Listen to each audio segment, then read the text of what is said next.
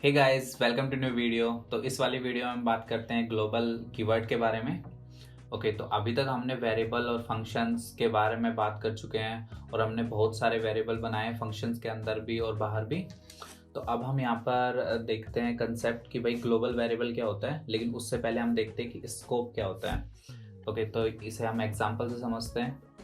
तो लाइक मैंने यहाँ पर ए लिया है और इसको 8 वैल्यू दे दी है और मैंने यदि इसे प्रिंट किया, प्रिंट, और यहाँ पर मैंने ए को प्रिंट कर दिया है। अब यदि मैं इसे रन करता हूँ तो एज यू कैन सी मेरे पास 8 मिल रहा है। ओके, तो इसके बाद हम देखते हैं कि यहाँ पर मान लीजिए कि मैंने एक फंक्शन बना लिया डेफ और वेल के नाम से फंक्शन बना लिया हमने। ओके, और यहाँ पर भी मैंने ए जो है उसे डिफाइन कर दिया 14 एंड यहाँ पर मैंने कर दिया प्रिंट और प्रिंट के अंदर ए।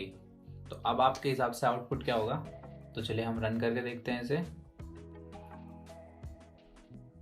ओके, यहाँ पर मैंने फंक्शन को कॉल तो किया ही नहीं है वेल, एंड अब हम इसे रन करते हैं तो एज यू कैन सी हमारे पास 14 और 8 मिल रहा है।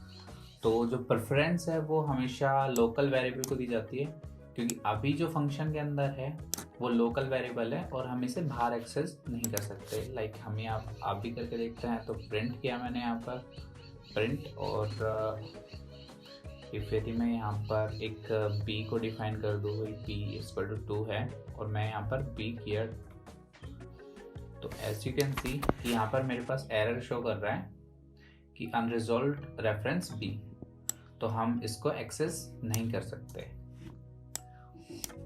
ओके, तो यहाँ से मैंने हटा दिया है।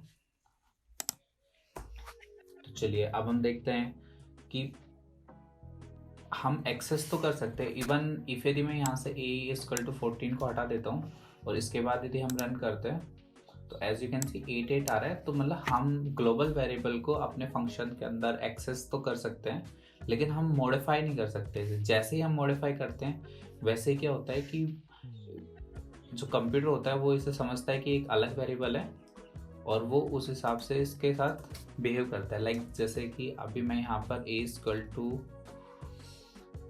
13 डाल देता हूँ और मैं इसकी आईडी प्रिंट करता हूँ, प्रिंट आईडी, और यहाँ पर a, और हम बाहर वाले की प्रिंट करते हैं print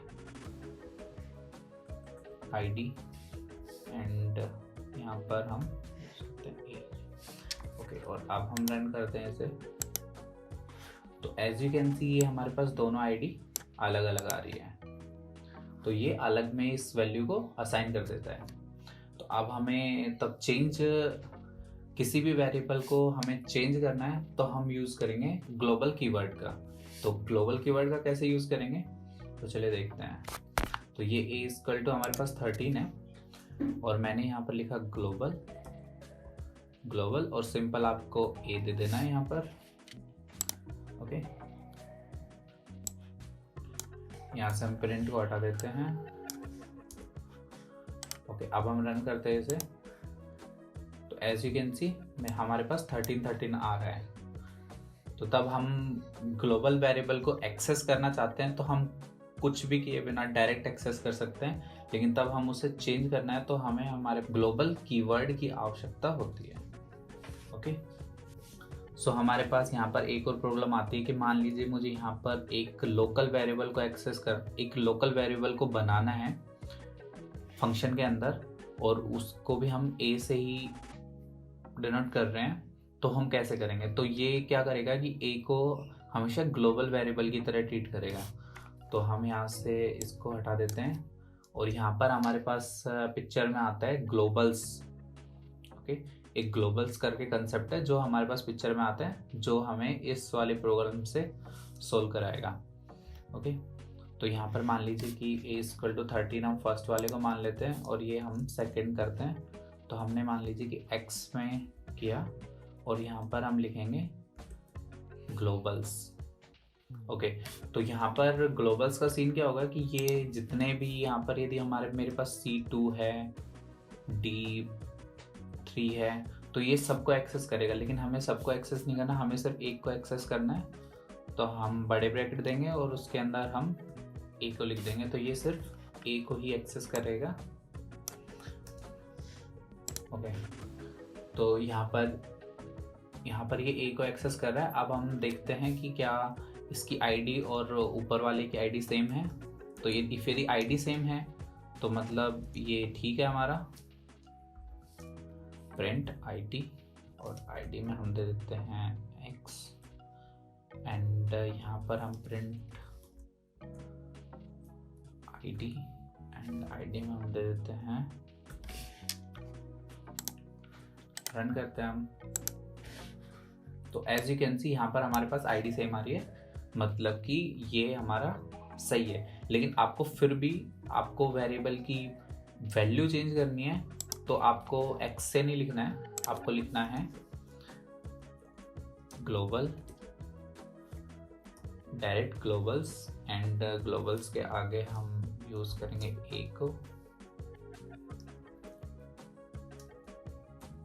a, and equal to कर देंगे हम जो भी आपको वैल्यूज देनी है। तो लाइक मैं 12 दे देता हूँ, फिर मैं इसे रन करता हूँ तो हमारे पास यहाँ पर 12 आ गई है। ओके, और ये हमारा लोकल वेरिएबल है a इक्वल टू 13, जो कि ये अलग आ रही है वैल्यू। तो आई होप आपको समझ में आया होगा। फिर भी यदि आपको कोई प्रॉब्लम आती है तो आप हमारे कमेंट सेक्शन में पूछ सकते हैं। और यदि यहाँ तक वीडियो देख लिया तो प्लीज़ लाइक शेयर सब्सक्राइब कर दो, और नए हो तो यार बिल्कुल सब्सक्राइब करके जाओ। Thank you.